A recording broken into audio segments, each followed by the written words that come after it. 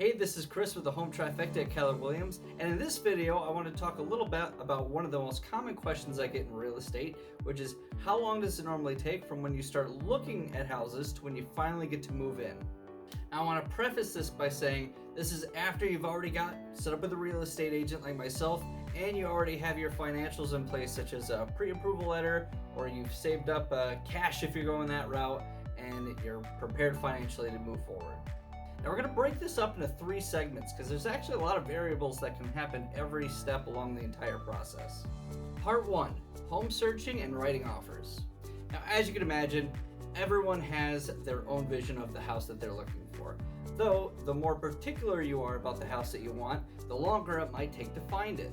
There are some people out there who find 10 houses out of searching in a batch of them that they like and they want to offer on all of them. There are some people who look at 60 houses and only find one that truly meets what they're looking for in their next home. It really just depends on who's searching. Now, along with that, in order to get the house, you also have to have your offer accepted. Now, this can vary because it really depends on how competitive the market is for the particular house you're looking for. If you're looking in a very desirable neighborhood and a very desirable price range that a lot of people are offering on, it might take a while for your offer to be the winner. You have to be the top one out of all of them in the seller's eyes, and sometimes that could take a while. You might not win the first one, you might not win the first 10. So in my experience, about a month is a pretty safe bet for the amount of time to take. Again, it's going to vary drastically from person to person, depending on how specific you are and how difficult the market is for the type of house that you're looking for. But giving yourself a month is a pretty nice period of time to factor all that in. The more time, the better though. Part 2, accepted offer to closing. So when you're actually pending on the sale of the house, you get a chance to do things like inspections to make sure the house is in good shape. You can do an appraisal, and more than likely if you're having a mortgage, they're going to have an appraisal done of the home, and then you're going to have a title company get all the paperwork necessary to close on the property. So this also normally takes about a month.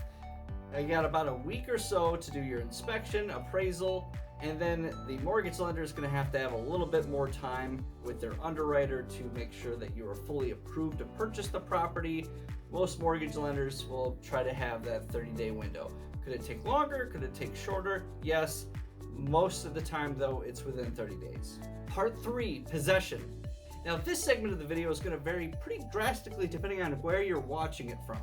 Because where I'm from in West Michigan, it's very common for sellers to ask for what's called possession after close. What does that mean? Well, in most circumstances, when you close on a house, that is your house, you own it, and you get to move into it.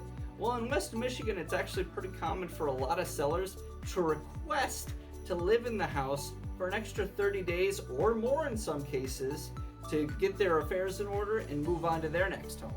Now, you do have the option to charge rent for that period of time, although a lot of people won't because it does make their offer look a little bit more enticing to sellers in a difficult market, but you do have that option to do so. Around here, you see it 50-50 though. If the house is vacant, you get to move in right away. If people are still living there, more than likely they're probably going to ask for the 30 days. In some cases, I've heard of even 60 days or more that they'll request. Again, it's up to you if you want to work with them on that or not.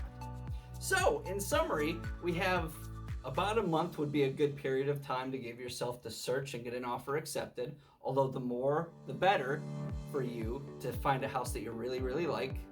You have approximately 30 days for your mortgage company or lender to give you a full approval to purchase the house and for you to get done with inspections and appraisal. And while a lot of the time you'll close and you'll get possession immediately after that, in about half the time in my experience, you'll find it where sellers will ask for that extra 30 days or so. So that puts us to approximately 3 months. Or if you gave yourself 4, that'd be giving yourself a little extra wiggle room just in case things happen. Now, again, I will mention, it can happen a lot sooner than this. That I've had circumstances where people find a house within a week that they love, they get the offer accepted, and they close early on it. They're in that house before a month has gone by. I have also had it where sometimes the buyers are really particular about the house they're looking for, and there's nothing wrong with that. And the housing market was particularly difficult for the type of house they were looking for, and it took a long time. The longest I've had is a 5-month process, and that's a pretty long time. But it really just depends on you, the buyer, to determine how particular you want to get about the house you're looking for. Now, I know not everyone has the freedom to choose how much time you have to move. In some circumstances, your lease is up, or your landlord tells you got to move, and you don't have 4 months or 5 months to find your next house. But if you do have the freedom to give yourself that little bit of extra wiggle room and that time to really search and really make sure that you can find a place that you really, really like, I would suggest somewhere between 3 months and 4 months. I hope this video was helpful for any of you first-time homebuyers out there. For anyone who has any questions, you can go ahead and call me or text me at 616-558-3758, or you can email me at c.patrick@kw.com. Thanks so much and have a wonderful day.